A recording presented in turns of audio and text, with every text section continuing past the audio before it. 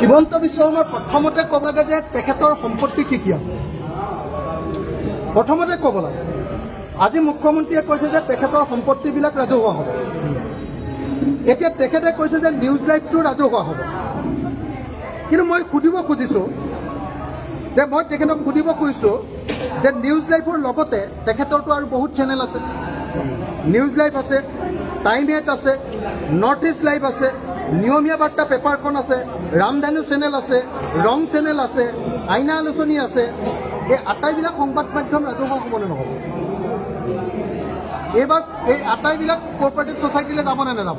প্ৰথম কথা অকল মই সংবাদ মাধ্যমৰ কথা কৈ আছোঁ। তাৰপাছত তেখেতে কৈ আছে যে কাঞ্চনজুৰি বাগিচা আৰু তাৰ ৰিজৰ্ট ৰাজহুৱা হ'ব।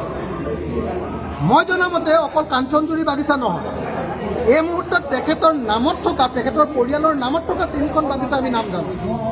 তিনিচুকীয়াৰ চানমাৰী বাগিচা, সৰুপথাৰৰ ৰাধাকৃষ্ণ বাগিচা, তাৰপাছত আপোনাৰ কাঞ্চনজুৰি বাগিচা আৰু ঢেৰ বাগিচা আছে দেই।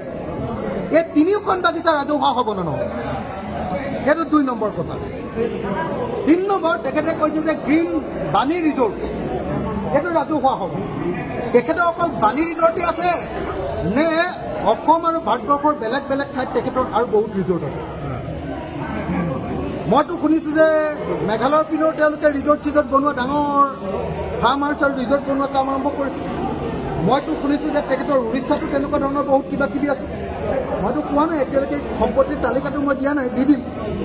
আমাৰ হাতত আছে তেনেকুৱা শ তেখেতৰ সম্পত্তিৰ তালিকা আমাৰ হাতত আছে, দি দিম। বন্দা স্কুলৰ কথা কৈছিলে, বন্দা স্কুল তেখেতে কৈছে যে জুৰুডৰ কোটিটকীয়া মাটি, জুৰুডৰ যিটো মাটি, সেই মাটিটো শিৱ মন্দিৰ নে কি বনাম বুলি কৈছে, হয়নে? তাৰপিছত আপোনাৰ তেখেতে কৈছে যে আমাৰ এইটো কি কয়, আপোনাৰ গণেশগুৰিৰ সিফালে এডোখৰ কি বুলি কয়, অগ্ৰদূত যে আছে, সেই ঠাইখিনিৰ মাটিখিনি তেওঁ ৰাজহুৱা কৰিছোঁ বুলি কৈছে, মন্দিৰত দি দিছোঁ বুলি কৈছে। তো তেনেকে মই শুনিছোঁ তেখেতৰ উজান বজাৰতো মাটি লৈছে আৰু গুৱাহাটীৰ বিভিন্ন ঠাই একদম নিউজ লাইভৰ ওচৰে পাজৰে ধেৰ মাটি লৈছে। আৰু মই তালিকাখন দি দিব খোজা নাই, যিখিনি মানুহে জানে অকল সেইকেইটা কথাহে কৈ আছোঁ মই। সেই আটাইবিলাক প্ৰথম কথা, অসমৰ মুখ্যমন্ত্ৰীয়ে এই সম্পত্তিবিলাক ৰাজহুৱা হ'ব বুলি কোৱাৰ আগতে অসমৰ মুখ্যমন্ত্ৰী আৰু তেওঁৰ পৰিয়ালৰ কি কি সম্পত্তি আছে তেওঁ সম্পত্তিৰ তালিকাখন ৰাজহুৱা কৰে। তেখেতৰ পুত্ৰ আৰু তেখেতৰ পৰিয়াল, তেখেতৰ মাতৃ, তেখেতৰ পত্নীৰ নামত কিমানটা কোম্পানী আছে সেইটো ৰাজহুৱা কৰি দিয়ক। মুঠ কোম্পানী কেইটা আছে এইটো ৰাজহুৱা কৰি দিয়ক। দিল্লীত তেওঁ কেইটা ঘৰ আছে সেইটো ৰাজহুৱা কৰি দিয়ক। এইবিলাক ৰাজহুৱা কৰি দিয়াৰ পাছত তাৰপাছত তেওঁ কোনদিনা এই গোটেইবিলাক সম্পত্তি মানুহৰ নামত উইল কৰি দিব, এইটোতো তেওঁকতো আমি বিশ্বাস নকৰোঁ।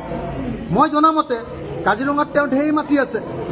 আপোনালোকে নিশ্চয় জানে যে এবাৰ কাজিৰঙাৰ কহৰাৰ 11 বিঘা মাটি তেখেতে বোকাখাতৰ SDO অফিচৰ পৰা চৰকাৰী মাটি এলটমেণ্ট লৈছিলে। মই তাৰ বিৰুদ্ধে প্ৰতিবাদ কৰিছিলোঁ কৃষক মুক্তি সংগ্ৰাম সমিতিৰ সম্পাদক হিচাপে। তেতিয়া তেখেতে সেই 11 বিঘা মাটি আকৌ চৰকাৰক ঘূৰাই দিছিলে। এতিয়া কিন্তু তেওঁ আগফালৰ মাটিখিনিও কিনিলে আৰু তাৰ সেই 11 বিঘা মাটিও এতিয়া পুৰা বাউণ্ডেৰী মাৰি লৈছে। মইতো জানো সেইডোখৰতে আমাৰ কাজিৰঙা অৰ্কিড পাৰ্ক আছে, একদম কাষতে। সেই চৰকাৰী মাটিখিনি আকৌ তেওঁ কিন্তু দখল কৰি লৈছে। এইবিলাক ঘূৰাই দিব নালাগে, এইবিলাক ৰাজহুৱা হ'ব নালাগে। তেওঁ সম্পূৰ্ণ সম্পত্তিৰ তালিকাখন প্ৰথমতে ৰাজহুৱা কৰক আৰু ৰাজহুৱা কৰি কেতিয়াৰ ভিতৰত তেওঁ এইবিলাক সম্পত্তি ৰাজহুৱা কৰিব। মই আশা কৰোঁ যে অহা এসপ্তাহৰ ভিতৰত, অহা 22 তাৰিখৰ দিনা অসম বিধানসভাৰ অধিৱেশন হ'ব।